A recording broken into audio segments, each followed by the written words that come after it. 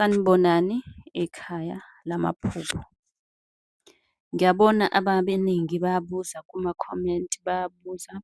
Ngakho-ke ngithatha nga-one, ngenze ividiyo, ngithatha nga-one, ngenze ividiyo. Okwakho kumele ukwenze, kumele ube nesiqiniseko sokuthi uya-subscribe-a ukuze noma ngabe nini mawukuthi-ke siyabuya sizophendula lowo mbuzo loyo, kube ukuthi-ke i-notification ingena nje ngokuphazima kweso kumakhalekhukhwini wakho, uthole impendulo ngokushesha. Okubalulekile okumele ukwenze ukuthi u-subscribe, usi-follow-we lapha ku-TikTok, ucele inombolo ka-WhatsApp. Namhlanje-ke sizokhuluma ngamaphupho akhomba ukuthi wena uzoceba okanye wena uzophumelela. Kahle kahle sizokhuluma ngamaphupho abika impumelelo, abika umcebo. Lawa nje engizowasho baningi ababuzile kodwa ngithe angiwahlanganise la, ngiwabize ngani? Ngisho ukuthi abika ukuceba, abika impumelelo lawa maphupho. Ngiyathemba-ke ukuthi usu-subscribe-ile ngoba awukwazi ukulalela ividiyo uze uyiqede unga-subscribe-ile. Ake sikhulume-ke manje ngokuphupha ufishi. Abanye-ke bayaye bewubize ngenhlanzi. Inhlanzi ufishi, inhlanzi-ke kusuke kuwulimi lwethu lesintu. Ufishi-ke uma uwuphupha nje usemanzini ahlobile, lokho kusuke kusho ukuthi-ke kunenhlanhla ezayo eseduzane. Njengoba ubona nje ufishi, amanzi ahlobile kuhlangene kundawonye, inhlanhla leyo. Kunenhlanhla esendleleni ezayo okumele wena uyilindele okanye-ke uyaboniswa. Ngesikhathi esiningi sike sithi-ke amaphupho iy'bonakaliso, siyaboniswa. Ngakho-ke wena ububoniswa ukuthi-ke nansi inhlanhla, nakhu okuhle, nakhu umcebo uyeza. Ebese okulandelayo sikhuluma ngani? Ngezithelo. Izithelo-ke iy'ncazelo zakhona zihluke kaningi. Kunevidiyo-ke lapha ku-YouTube wethu unga-scroll-a nje, bengichaza nje ngey'thelo ukuthi ukuphupha zona kubike ukuthini. Ukuphupha izithelo zizinhle zivuthiwe nje kahle hle. Lokho-ke kusuke kuyinhlanhla nempumelelo. Kusuke kuthi-ke kubika ukuthi khona inhlahla ezayo, khona impumelelo. Njengoba ngishilo ukuthi la sizokhuluma ngamaphupho abika umcebo nempumelelo. Uyabo? Uma nje uyibona nje usukha impela kuleso sihlahla kusho ukuthi leyo mpumelelo iseduzane, kunenhlahla enkulu ezayo. Ake sidluleke lapho sesikhuluma ngani-ke manje? Ngezinombolo. Uma ezinombolweni-ke oziphuphayo kukhona unombolo 8, kusuke kusho impumelelo, kusho ushintsho empilweni yakho. Okusho ukuthi uma kuwukuthi ujwayele ukuphupha into ekanjalo, kahle kahle iy'nombolo uma uy'phupha nje kuke kuthiwa-ke uboke uvuke ekuseni uhambe uyodlala ilotho. Uwumuntu ka-Betway, uwumuntu ka-Hollywood, umuntu nje othanda ukudlala, ukugembula, kuthiwa awuke uvuke uhambe uyogembula uwenze lezo zinto ngoba ngazuthi-ke khona ukukhanya, khona umcebo, khona inhlahla onayo. Kahle kahle bekuyisibonakaliso. Ebese siyadlula-ke sikhuluma ngesinkwa esi-brown bread. Leli phupho-ke lisho isinkwa ophiwa sona sokuphila izithunywa zakho. Leli phupho lisuke libika inhlanhla enkulu, inhlanhla nje ephenduliwe kodwa. Kusho ukuthi-ke khona okuzayo, khona okuhle, khona umcebo ozayo. Ukuphupha inyoni le abayibiza nge-eagle, isuke leyo nyoni leyo ikhomba inhlanhla, inhlahla nempumelelo ezovela emaphushini. Uyabo? Kusho ukuthi kukhulu okuzayo, kuney'nhlahla nje ezayo okumele-ke uzilindele kubika okuhle. Njengoba bengishilo ukuthi amaphupho la esikhuluma ngawo abika umcebo nempumelelo. Ake sidlule-ke manje sikhulume ngani? Impuphu. Ummbila. Lokho nakho kusuke kubika inhlahla, umcebo, kusho ukuthi kukhona okuhle okuzayo. Sidlule sikhulume ngamakhekhe ezinyosi. Lapho-ke kusuke kunesipho esizovela kwisithunywa sakho okanye kunempumelelo, kunokuhle okuzayo. Kahle kahle usuke uboniswa yisibonakaliso. Ake sidlule futhi-ke sikhulume ngobucwebe. Bathi ama-jewelries, gold and silver ngesiLungu basho kanjalo. Uphuphe nje lobo bucwebe lobo. Lapha-ke leli phupho lohlobo kusho ukuthi-ke kusanezinto okufanele uzenze ukuze ufinyelele kwisipho sakho obekelwe sona esisuka-ke kubantu abadala. Usuke ungumuntu onogazi nozothandwa imali nempumelelo ekuphilweni kwakho. Mhm.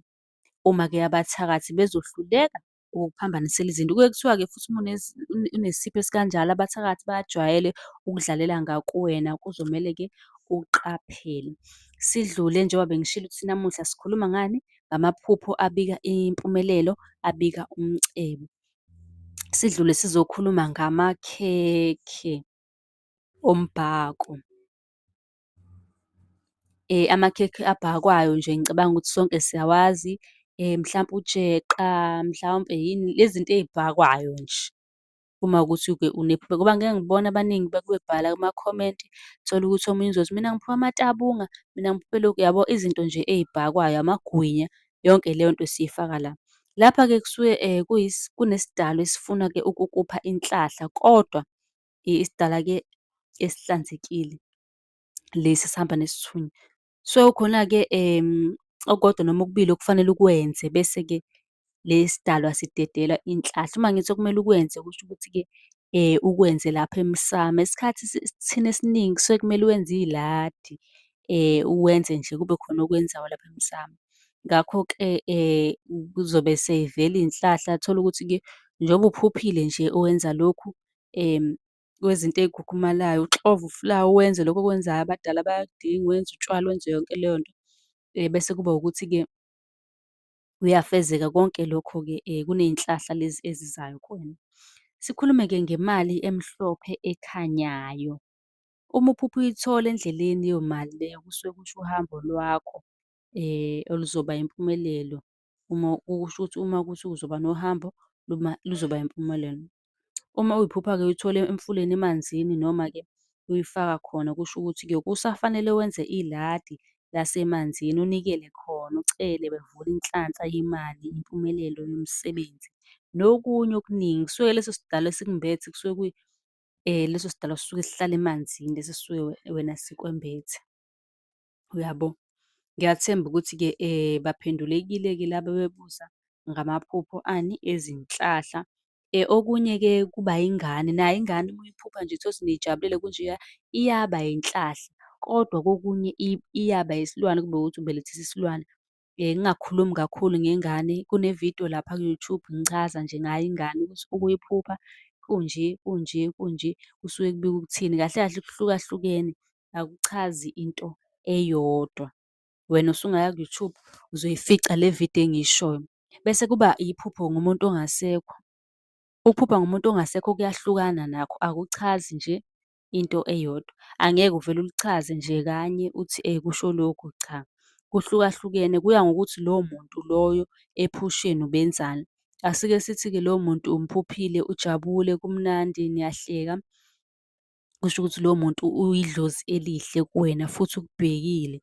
Uma kuwukuthi amandla unawo kungamele-ke kube khona omenzela khona okunjengeladi, kusho ukuthi lowo muntu uyena okubhekile idlozi lakho, okulethela iy'nhlahla, okulethela konke okuhle. Ngakho-ke wena kuzomele-ke wenze okuhle.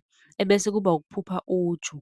Uju esikhathini eliningi uma uliphupha lisuke libika inhlahla, libika impumelelo, kusho ukuthi khona okukhona okuzayo okuhle, lisuke libika lokho. Yini okunye? Uma uphupha ufishi, ufishi nawo uba inhlahla. Bese kuba ihhashi, uma uphupha ihhashi-ke nalo liyaye libike impumelelo, imali, usuke nalapho unenhlahla. Bese kuba ukuthi-ke omunye osibhalele kwikhomenti uthi yena unokuphupha ephethe amaphepha amaningi, hlampe uye wasayina okanye-ke uyahamba engazuthi usemsebenzini okanye ufuna umsebenzi. Lelo phupho-ke lijwayelekile ukuthi liphuphe umuntu, uthole ukuthi vele uy'funela umsebenzi vele, uwumuntu ojwayele ukufaka ama-C_V, uyawudinga nje impela kakhulu. Lapho-ke kusuke kumele usukume, lisuke likubonisa kahle kahle idlozi lakho liyakubonisa ukuthi sukuma uhambe uyowucinga lowo msebenzi ukhona ongowakho. Okwakho nje ukuthi ungalilahli ithemba, uqhubeke uma kuwukuthi ufaka ama-C_V, ufake ama-C_V, uqhubeke uhambe ungena ey'tolo, ungena la ongena khona, uhambe ucela umsebenzi. Wona ukhona kodwa udinga ukuthi wena usukume uhambe uwucinge. Bese kuba iy'namba ze-lotto okanye iy'namba noma iziphi. Lapho-ke kusuke kumele wena ugembule wenze lezi zinto ozenzayo, udlale i-lotto, wenze zonke lezo zinto ngoba kunenhlahla, kuney'nhlahla obekelwe zona. Ngiyathemba ukuthi-ke ababuzile baphendulekile. bengicela ukuthi siphuthume lapha ku-TikTok nisi-follow-we, ni-subscribe-e yonke indawo, bese niyasi-inbox-a ku-TikTok nicele inombolo ka-WhatsApp enizobuza kuyona njalo ekuseni. Nisale kahle.